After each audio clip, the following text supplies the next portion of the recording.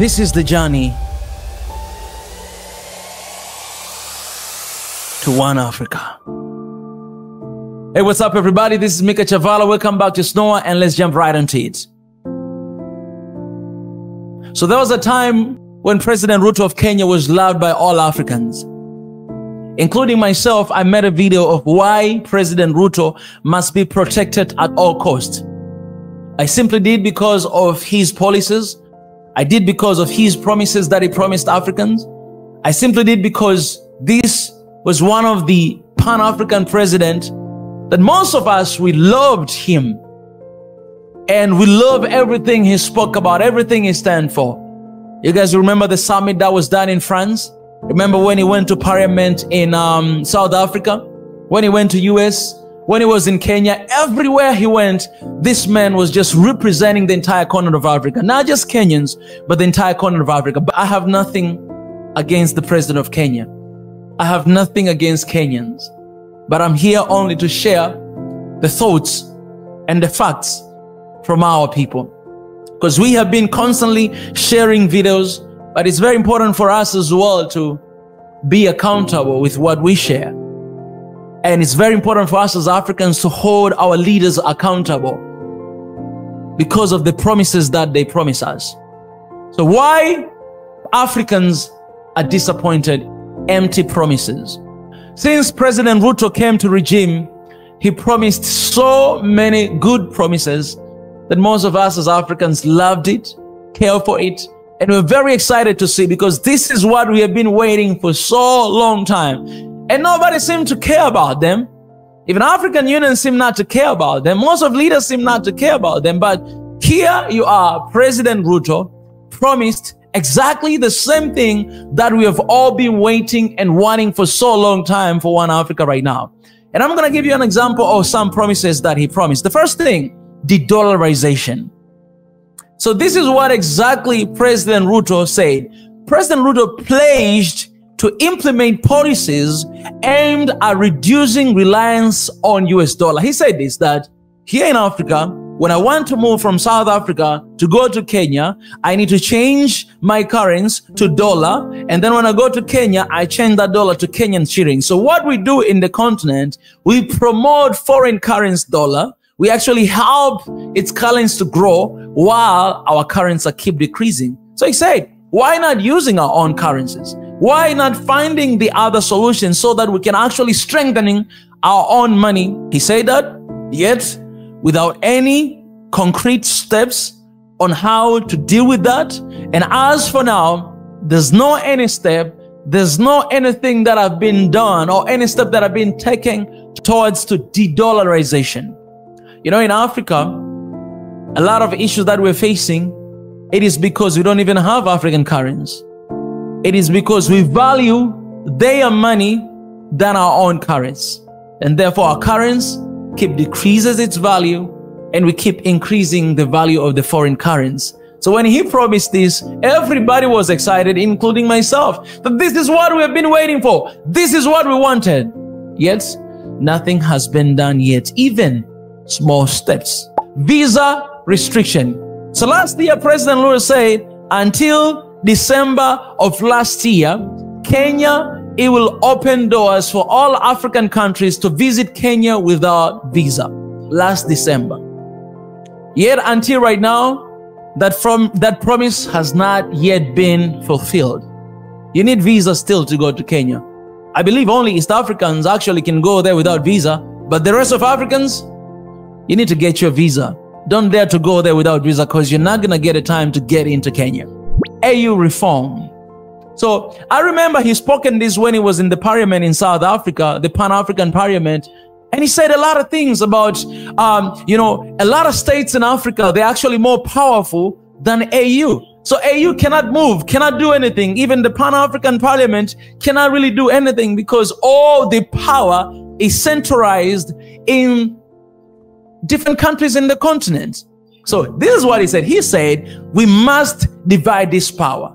We must reform AU. We must empower AU to have power to decide, power to do something, power to make decisions. But as for now, they cannot really do anything because all the power belongs to the leaders of the country. He said it, but until right now yet, there's no way to be fulfilled. New financial system. And I remember he promised this when he was in France. He's spoken about how IMF and World Bank, it has been really undermining Africa's economy.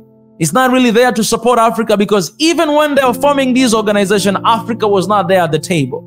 So today he said we need the new financial system that will be fair for all Africans, fair for everybody, and Africans actually will get an opportunity to sit at the table of decision making and not really being decided for, no, but we will decide, and we must form the new financial system for our continent and for our people. However, there has been no tangible progress in this promise and this idea that he raised up.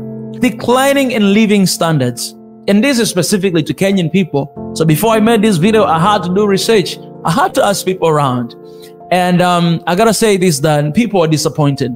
Because since he came to the regime, living standard of life did not go down, but it went up.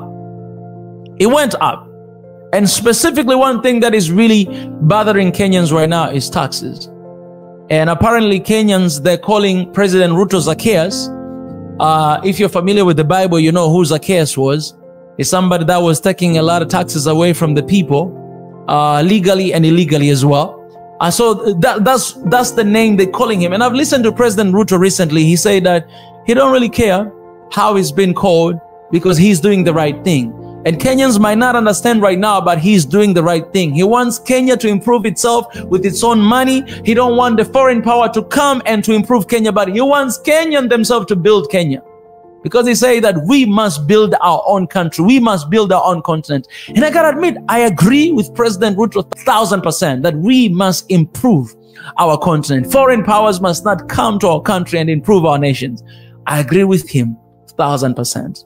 The only problem I have with President Ruto is that there's no tangible progress in what he says.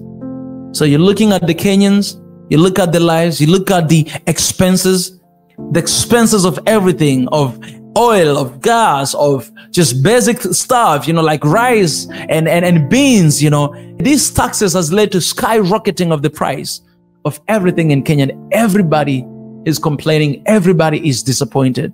The second reason why most of Africans are disappointed in President Ruto is employment opportunities. A couple months ago, President Ruto announced more than 10,000 Kenyans to go to abroad for jobs opportunity, specifically to Saudi Arabia, to Canada, and some other countries out there. Yes, I know.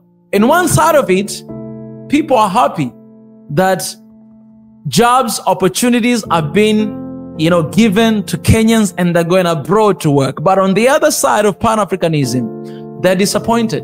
It seems like us as an Africans, we are avoiding our responsibilities. Just like Africans receiving loans and aid from the outside, we are to develop our own continent. We are to develop our own people. But why we cannot create jobs for our people and we are finding jobs for them outside us? This is not creation of job, but this is giving our people away. You know, in Africa, every single year, you have more than 10 million young people who are actually searching for jobs, but the continent can only provide 3 million jobs. Where do you find 7 million jobs? Oh, we're going to send 10,000 people abroad to find jobs. But the problem is not sending them to find job outside, because we all know what they face outside. Actually, last year, there's this one lady who came from Saudi Arabia moving back to Kenya. This lady, she's very young, but she looked like she was 30, 40 years of age because she was tortured. She was locked up there in Saudi Arabia. She was done, like every single bad thing, it was done to her while she was there working inside for some rich man. This is what our people go through when they move outside of the continent. Nobody cares for them. Nobody take care of them. They actually work like slaves and they're being treated as slaves outside of the continent. Why we cannot form jobs opportunity? Why we cannot create employment in our own country and give to our people? But now we're pushing them outside of the continent. This is not how you solve your economy. This is not how you solve your issues. You cannot ask somebody else to take care of your own children. For God's sake, you are the leader of the country. You must take care of your own people. You cannot ask for somebody else to take care of them. Okay, we might argue by saying that, you know what, they're going to gain skills, they're going to learn, they're going to do this. Okay, let me say this. We have a lot of African descendants outside of the continent. The one that were taken during slavery, the one that we sold them outside. They have skills, they have knowledge, they have capacity, they have everything it takes to rebuild the continent of Africa. But you know what? Africa does not care for them. They don't have a home in Africa. When they come, they must have passport, they must have visa. We cannot even afford to give them African Union passport for them to come back home and to share their knowledge with them. I'm telling you, if we give opportunity for our diaspora family, we don't have a reason to send our people outside abroad. We can bring abroad in our countries. Because even myself, I lived in abroad for almost 10 years, and now I'm home bringing the skills, bringing ability, bringing capability, and the knowledge to my people of Africa, to my African people. It's very easy. Why do we have to send our people away? Well, we know what exactly they're going to face outside. These people belong to Africa. And us as leaders, us as Africans, we must find a way to create jobs opportunities in the continent. There's so many opportunities in the continent, but who is taking advantage of them? Chinese, Americans, France, British. Those are people who are taking advantage of the opportunities we have in Africa. Indians, they're taking opportunities. Oh, they're taking advantage of the opportunities we have in Africa. While we are sleeping and sending our people away, they actually come here and take care of the things. This is the reason why Africans are disappointed in this decision. The third reason, deployment of troops to Haiti. So last year, William Ruto, he promised United Nations that they will lead the force, the mission to Haiti. And he released 1,000 soldiers, 1,000 Kenyan soldiers to go to Haiti to manage the situation there. Let me say this, that I don't oppose us as Africans sending our troops outside to help our people, because in Haiti, most of the majority there are African descendants. I don't oppose it. It's beautiful. I think it's the time for Africa to send our own troops outside. I think it's the time for Africa to start giving loans and aid. I think it's the time for us Africans to do that, as long as we are stable in our own home, because we must take care of our home first before anybody else. If you're a daddy and you provide food to your neighbor while your own kids are starving, then you're not doing your job. You must take care of your own before anybody else. Us as Africans, we must take care of each other before anybody else. Look at how many wars happening in the continent. What do we do about it? We don't even care about it. But the reason why most of Africans, they don't like this, and I remember we had a live stream talking about this, it's simply because it seems like this decision, somebody is behind it. Americans are behind it. It seems like it's not just a decision that came from a sovereign country, because this mission is being led by United Nations. United Nations are the same people, peacekeepers, peacebreakers, that have been in Congo for over 3 decades, and things have been getting worse over and over and over and over again, until this time that Congo decided to kick away MONUSCO, the special force that was there in Congo to maintain peace. It was not maintaining peace, but it was bringing chaos, because our people, they have been killed by their own troops. These are the people behind this force, behind these troops going to Haiti. So I remember I had a conversation with Haitians, and they were disappointed. They were disappointed. If African Union come together and say, okay, let's support our African descendants. We sold them away. They were taken away from our continent. Let's go and save them in Haiti. That's good. Let's go. Let's do it. Let's be with our people. Let's fight for our people, because the matter of fact, we are responsible for what is happening to them, because we sold them from the first place. I must do it. But who is behind our decision? Are we really managed to make our own decision, or somebody else is forcing us to make these decisions? Controversial royal visit.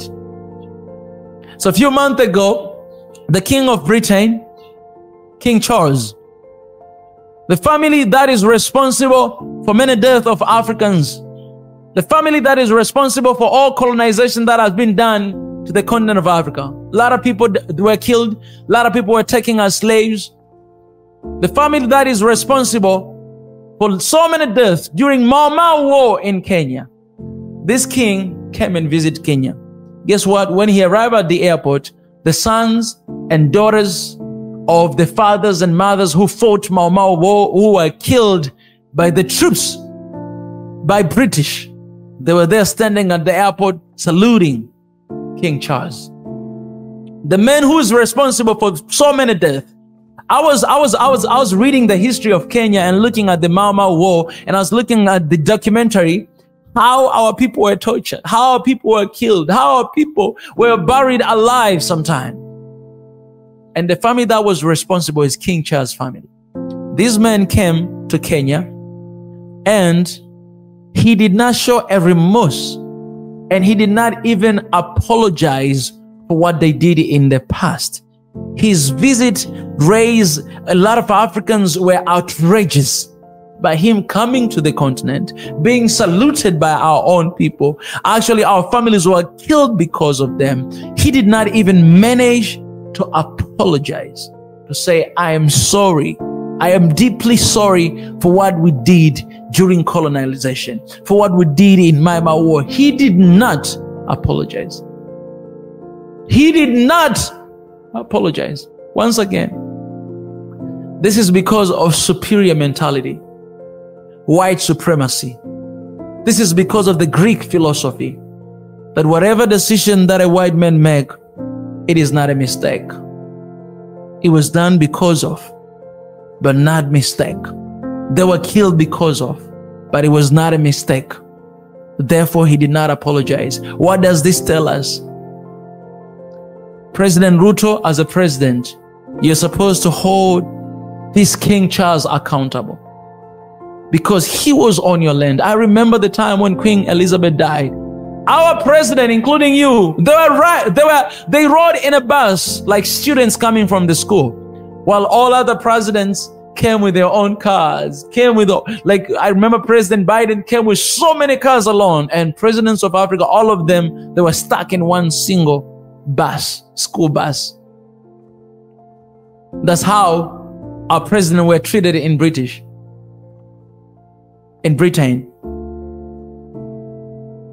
Now the same king came to Africa. He's not my king. So Charles came to Africa, and what happened is we salute him. He's not even apologizing for what he did, and that is, he just goes away. Nobody held him accountable, and he's in our own land. A lot of Africans are disappointed. I remember even Julius Malema, when we're at Kenya University, he's spoken about this. He almost wept, almost cried, talking about how disappointed he was with President Ruto. Another reason why Africans, and when I say Africans, I'm talking about Pan-Africanism. I'm talking about the unity of Africa. We're disappointed, or are disappointed in Kenya on President Ruto. It is because of undermining regional cooperation. So there's this one deal that European Union wanted to agree with EAC a couple years back.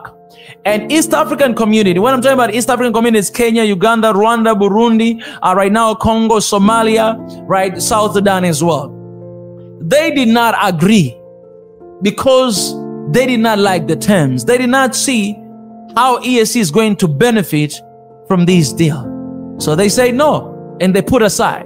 But what happened is President Ruto went behind EAC back, and he signed an agreement with EU. So him as an individual, him as a country, he went behind the thing that was supposed to be agreed by EAC. He went behind the back and he signed it by himself. And this, I gotta say the truth, man, it takes away the spirit of cooperation, the spirit of collective decision, the spirit of trust among each other. And even the leaders of EAC were not pleased by this move. Because what do you say? You're jeopardizing the EAC. Remember, EAC was once broken. And it is because of this kind of decision. If we are for unity of Africa, if we are for our people to come together, why are we working against each other? Why we cannot move together as one? Why we cannot cut deals together as one? Because this is about EU, European Union, all the countries that are in European Union. and it's supposed to be with EAC, not a single country. So yes, I know it might be good for a specific country, for Kenya, but it's not good for EAC, because we must move together. What does it say? We can't trust you anymore. How are we going to work together if we know that we have agreed not to do it, but you go behind the back and agree to do it? These are the reasons that are pissed off Africans. And let me tell you this, man. When you look at these things, all of these things is about trust. All of this decision is about the spirit of unity. All this decision is about accountability. Because I gotta be honest with you, man. When you listen President Ruto talking, you're gonna love him. I love this guy. This guy, he has charisma. This guy, he has conviction. This guy, he talks everything from his heart. And I love it. And I can connect with him when I listen to him.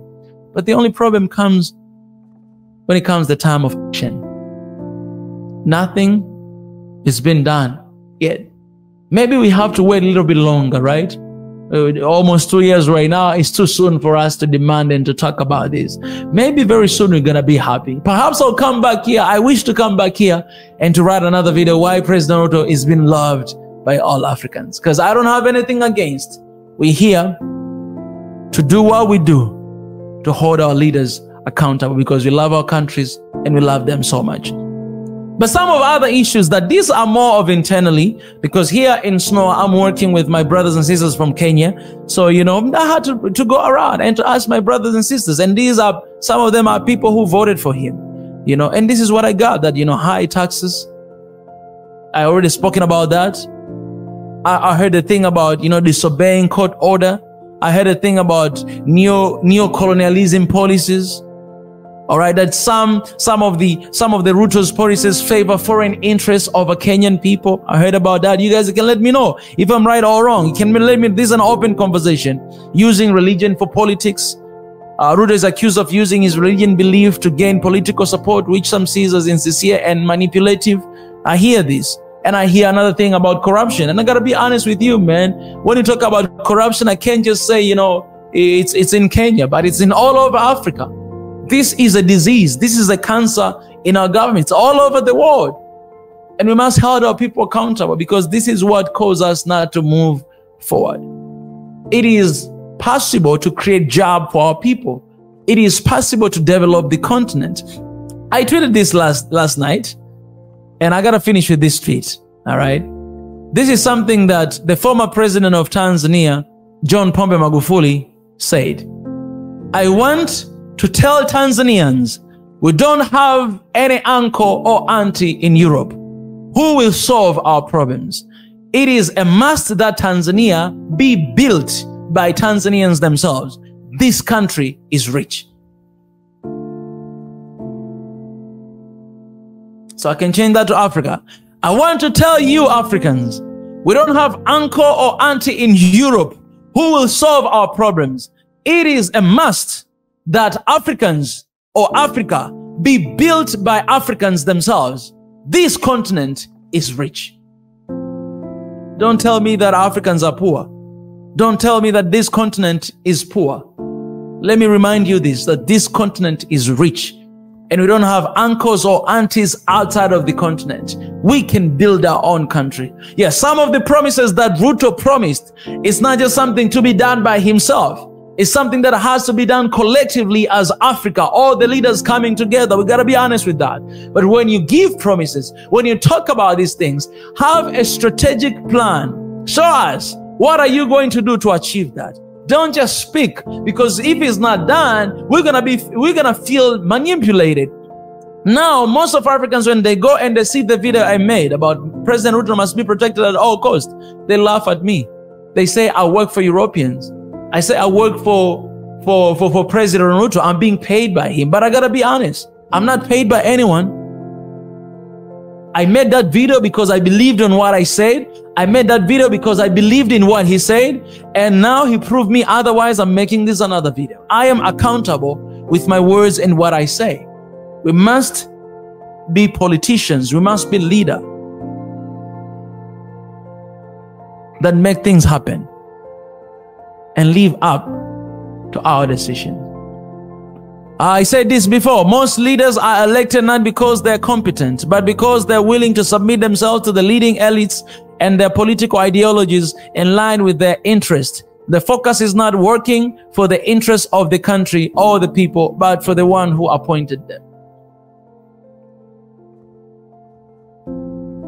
Let's work for the interests of the countries.